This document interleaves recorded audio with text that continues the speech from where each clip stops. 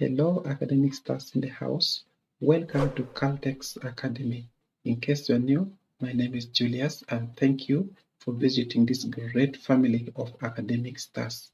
If you are not one of the stars, waste no time. Spare only a second to click on this subscription button, and you definitely become one of the academic stars. If that sounds great, we are welcome, and let us look at our topic of today. Today, we are looking at integration by parts of inverse trigonometric functions. In this series of integration by parts, this is video number 4. So I've linked the other 3 videos in the description of our video here. You can go ahead and watch as soon as you finish watching this video. If this sounds great, come closer and let's dive into the video. So on our board, we have these 3 questions. We're going to look at them one by one, and we shall work also step by step. So let's start with question number 1A. So our 1A is saying we need to integrate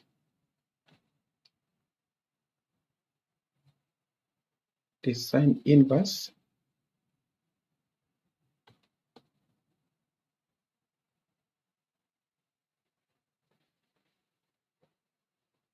of x with respect to x. So when we have this kind of question, this one here literally we have one function, of course, but we can multiply it by 1 because we know integration by parts needs 2 parameters. One will be assigned to u and the second one is assigned to dv. So at this moment, what you see is always assigned to u, and 1 will be assigned to dv. So let's take a look, and maybe we can use this part here to assign one of them, and we say, okay, let u be equivalent to what we know here, and that is sine inverse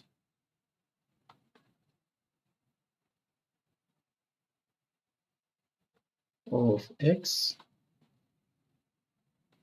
So for inverse functions, before we start differentiating, the first thing we have to do is to isolate this x by rewriting our sign to be taken to the opposite side. So this will be equivalent to sine of u, and that is equivalent to x. So this time x is isolated here alone. After this, we can move on and differentiate the left-hand side with respect to u and the right-hand side with respect to x. So the derivative of sine u is cosine u with respect to u. And the derivative of x is 1 dx. So after that, we can write this expression in terms of du. Now we're dividing both sides by cosine of u, such that we have here du is equivalent to dx over cosine of u.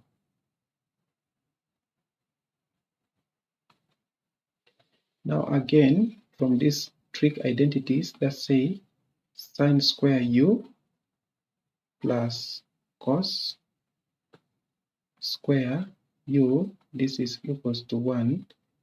Since we have here cosine of u, we need to make this cos square u the subject. Now we can isolate it by taking the sine square to the right hand side, and we have 1 minus sine square u. But we can see that this is square and we need it in form of cosine of u only, meaning we can get square root on both sides, and we have a square root of 1 minus sine square u here. And again, we know that sine u is equivalent to x. So we can write this in form of square root of 1. And instead of writing sine u, we shall replace it by x. And we have here square, because our sine u was square, and this is equivalent to cosine of u. So let's go ahead and replace this down here, and we have du should be equivalent to dx all over under a root of 1 minus x square. So that becomes our du. So since we have known our du,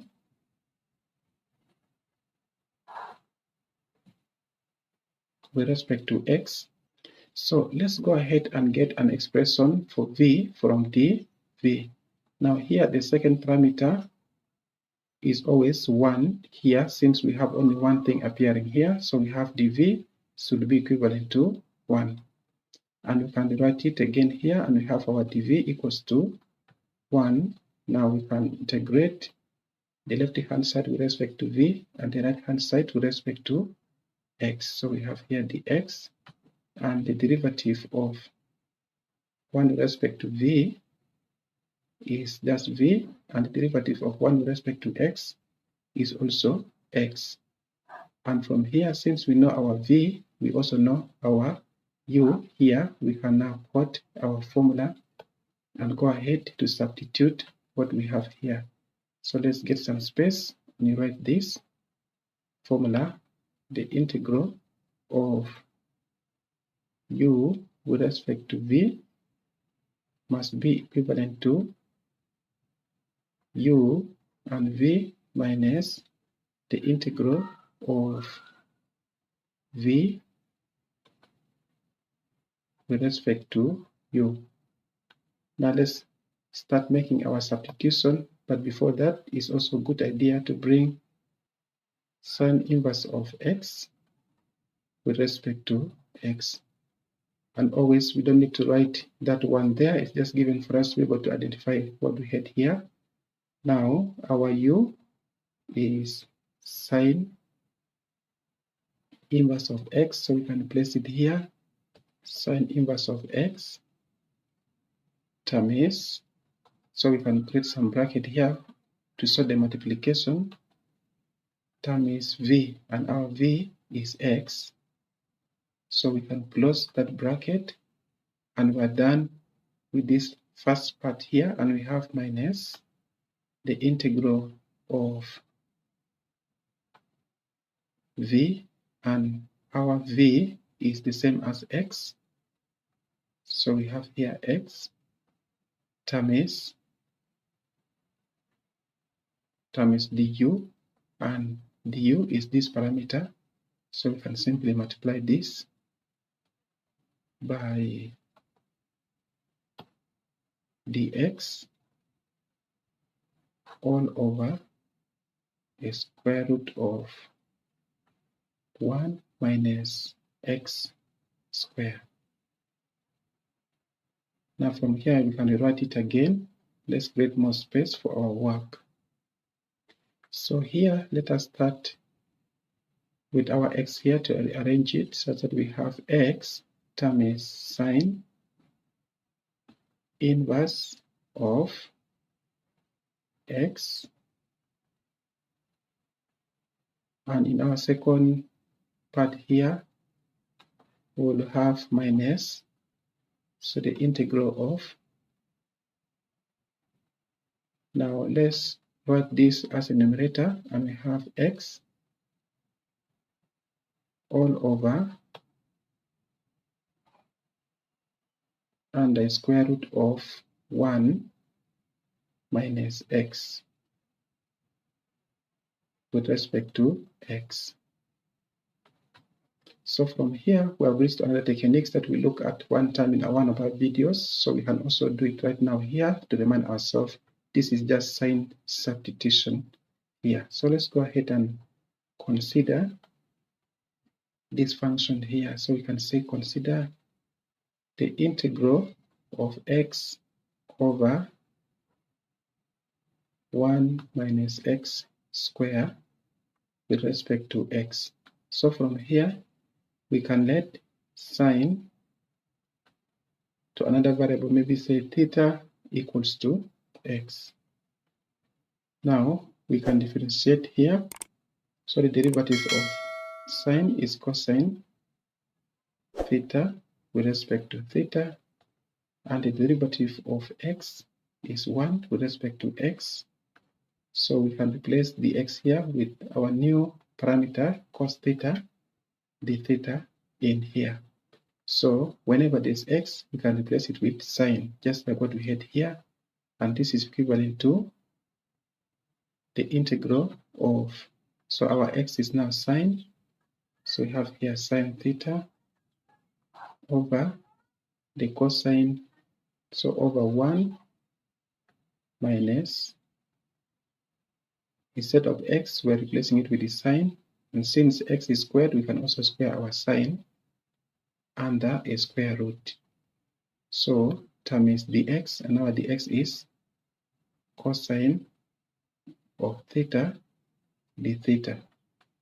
So we also know that the denominator is exactly the same like this cosine here. So we can rewrite it as the integral of sine theta all over cosine of theta times cos of theta with respect to theta.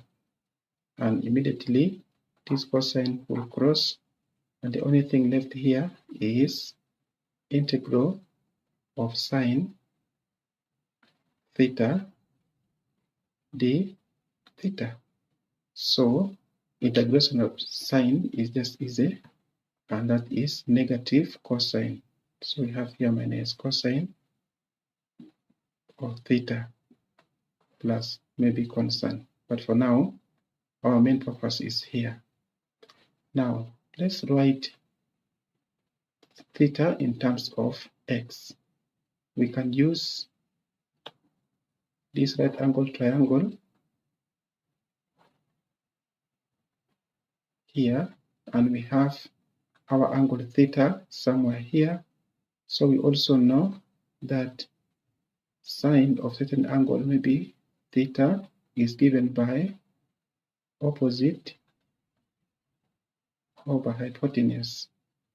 So with that, meaning opposite for here is x, then hypotenuse is 1. So our opposite is here, x, hypotenuse is 1. We need adjacent. So adjacent becomes square root of, the square of this hypotenuse is 1, and the square of this opposite is x squared. So cos, of course we know, is given by adjacent over hypotenuse.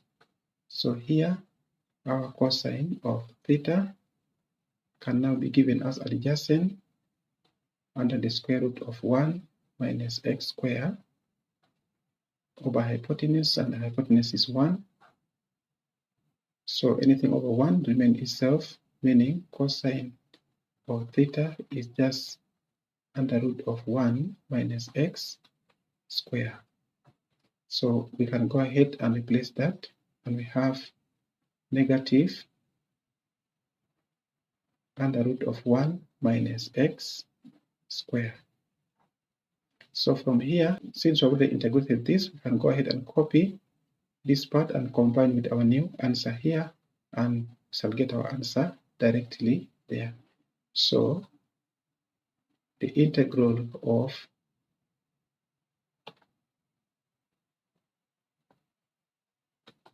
sine inverse of x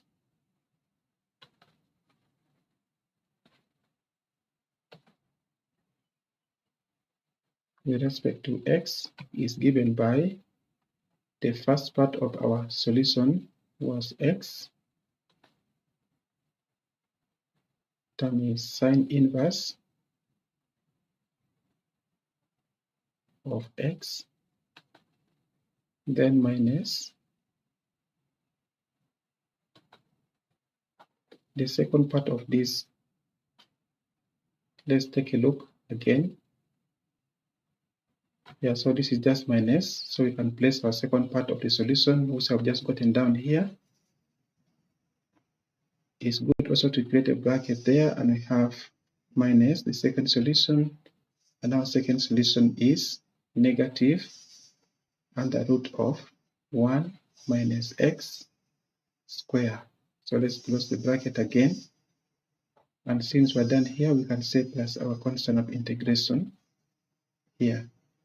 Now we're simply left with opening up that bracket, and we have this will be equivalent to our x. Term is sine inverse of x. So negative and negative goes to positive, and we have under root of 1 minus x square. So this becomes our solution for our first part of the question.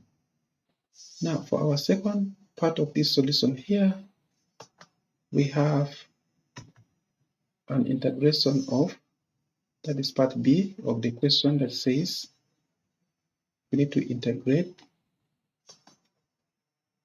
tan inverse of x with respect to x. So as before, we can let u to be equivalent to tan inverse of x, and when we rewrite that, we have tan of u should be equivalent to x. So if we differentiate tan, we get secant square u with respect to u, and this is equivalent to dx. So from here, we need to isolate du alone by dividing both sides by secant square u. So we have here dx over secant square u. But we also know from this identity that secant square u can be given the same as 1 plus tan square u. So from here, we can replace this denominator with the right hand side of this identity. Therefore, du must be equivalent to dx over 1 plus tan square u.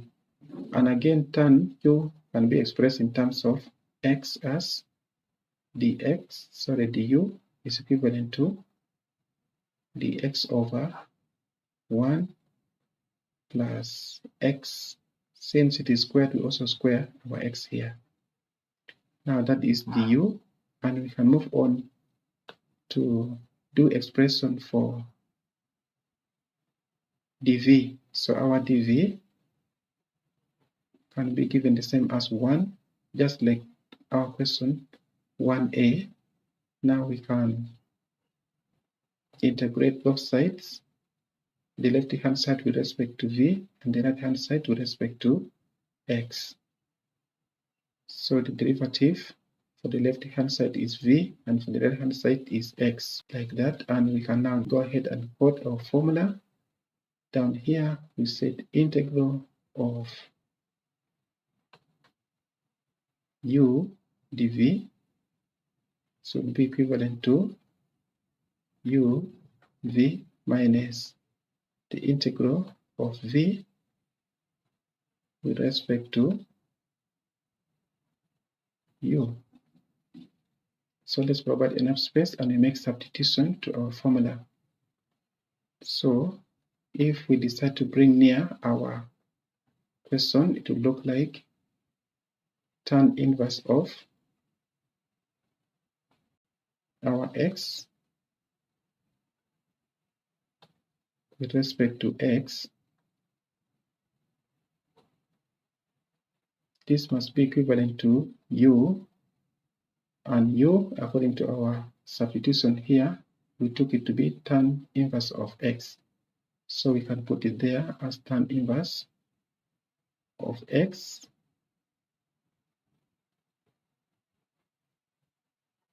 so we can multiply this by v, and our v is x, and this is subtracted by v, and our v is also x, so we can bring in our x here. Term is du, and du is this parameter,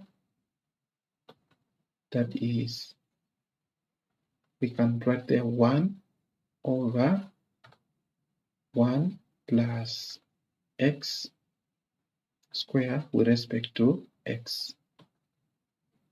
So let's say dx. I've just decided to separate this one here and place there 1.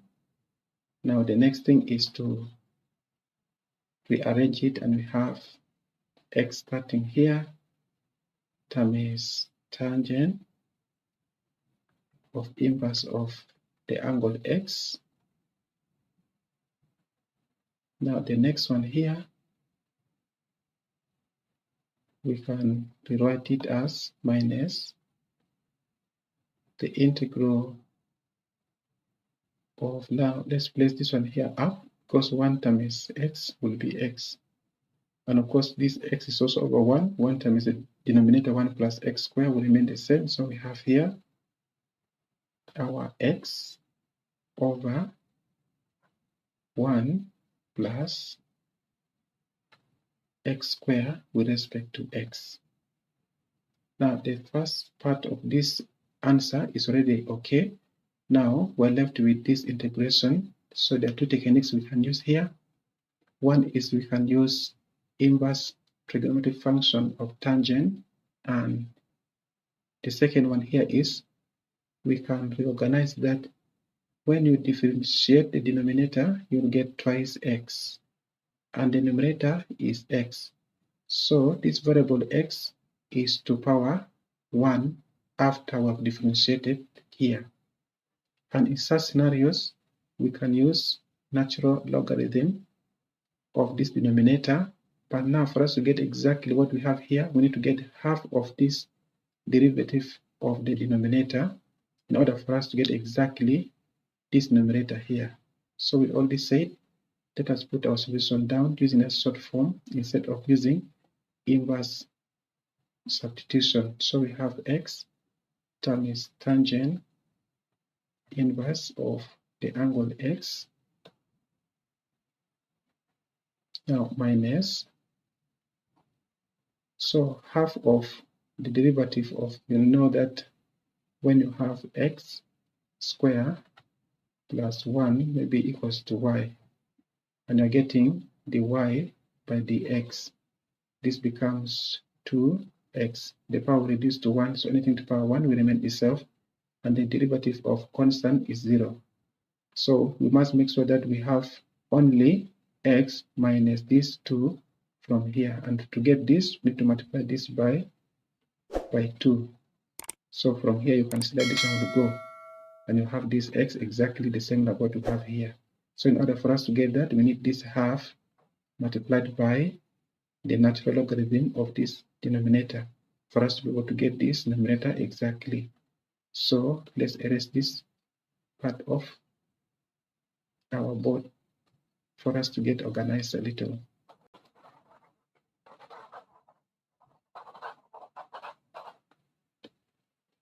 And from here we have 1/2 ln of this denominator, 1 plus x square plus the constant of integration. So this becomes our answer for our question number 2.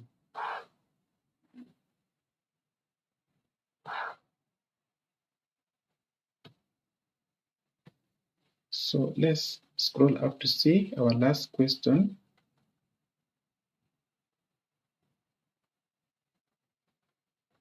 And our last question is saying we need to get integral of x squared tan inverse of x. So let's do that down here.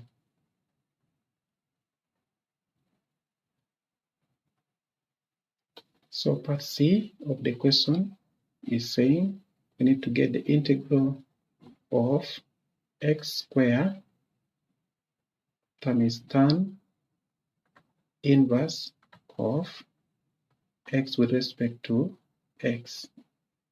Now here, as before, we always need to let this to be u, because if you have taken this to be dv, is also integration by parts, inside integration by parts, which is not allowed. So we have u equals to tan inverse of x. When you rewrite this, we have tan u must be equivalent to x. So differentiate on the left hand side, we get secant square u with respect to u. This is equivalent to dx. Then du so will be equivalent to dx over secant square u. And as before, we've already done this in our question number 2. We shall have dx over 1 plus x squared. Now we can move on again. So since there are two terms here, we can take our dv to be the second term, and that is x squared. Now we're integrating both sides. So the right hand side is integrated with respect to x, and the left hand side comes to v equals to 1/3 x cubed, and we can now quote our formula down here and say the integral of u with respect to v must be equivalent to the product of u v minus the integral of v with respect to u. Again, copying down our question here, we'll realize that the integral of x squared times tan inverse of x with respect to x, this can be the same as getting our u, which u was assigned to be tan inverse of x, which was up here, this part. Then we can go on and multiply that with v, and our v is this parameter. So we can create another bracket here and say 1/3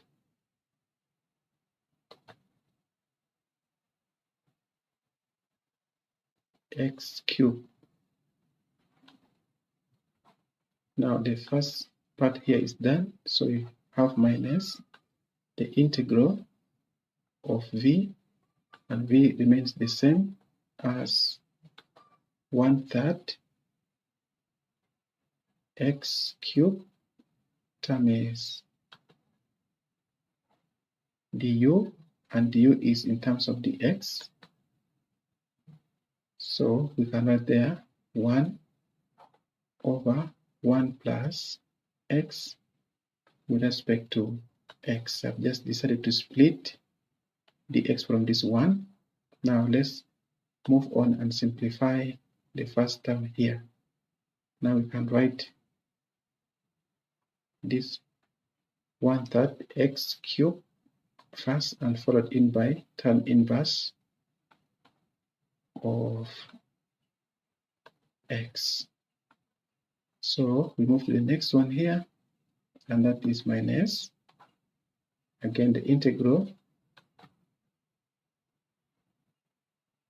of, now you can see this 1/3, we can even bring it out and write it before our integration sign here, and we shall multiply this x cubed by 1 to obtain x cube over 1 plus x square. There was a square we left out here with respect to x. So what do you see in this part? In our second part, we can see that the numerator is having a greater power to the denominator. So whenever the degree of the numerator is greater or equals to the degree of the denominator of those unknowns, then that is improper fraction. So we can go ahead and first of all make it as a proper fraction before we go ahead and continue with our integration. So let's write this one as partial fraction. So we can consider this integration x cubed. Let's first get more space here, over 1 plus x square with respect to x. And again, taking first of all this x cubed, and we divide it by the denominator, and then we rewrite this denominator starting with x square plus 1. So we can notice that what number do you need to multiply by this x square in order for you to obtain x cubed? We need to have x, that if you multiply x times x square, you can get x cubed. So we have here x cubed, and there are two terms. Then x times positive 1, we get positive x. Then we can subtract x cubed minus x cubed. We have nothing, and then 0 minus positive x, we get negative x as the remainder. So we can write this part as x. Now the remaining here is negative. We can place the negative and give our remainder over the quotient here, and that is over x square plus 1. And for us to look consistent like what we had earlier on, we can write this one here back in this expression. So let's go ahead and say this will be equivalent to the integral of the first part here, that is x, with respect to x, and again minus the integral of x over 1 plus x with respect to x. Now you can see when we integrate this part, we'll get x square over 2. Then this part, now again the same way, when you differentiate the denominator, you'll get the numerator times 2. So for us to get exactly the same, we need to get half of this. So we have minus half of natural logarithm of the denominator, and that is 1 plus x square. So this is the integral of this part, which is here, and we had 1 over 3 there. So the solution would be, we can copy it down here. Let's get some space, and we say the integral of our x square times tangent inverse of x with respect to x. So this is given by 1/3 x cubed times tangent inverse of x. So minus, now we have 1/3. Let's have the numbers in the same color. So this is multiplying our answer here, because the whole of this integration has yielded this answer. So we have inside this bracket, we will have 1 half times x squared. I've just decided to split what we had here, and this is minus also 1/2 natural logarithm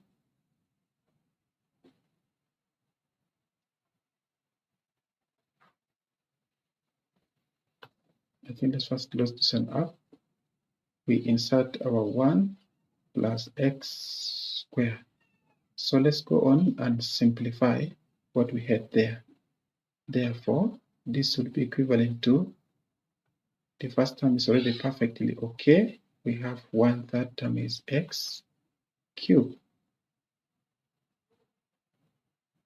Term is tan inverse of x. Now minus. So if you open up this bracket, we'll get 1/3 term is 1/2 as 1/6 x squared. Then negative and negative will goes to positive. Also, term is 1/6, and term is our ln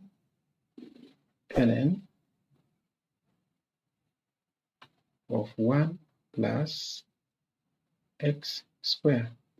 So plus our constant of integration, because is indefinite integral, and that becomes the last answer for this question of integration by parts. In case of any question, you can ask me from the comment section. I will get back to you. And thank you for watching up to this time. See you in the next video.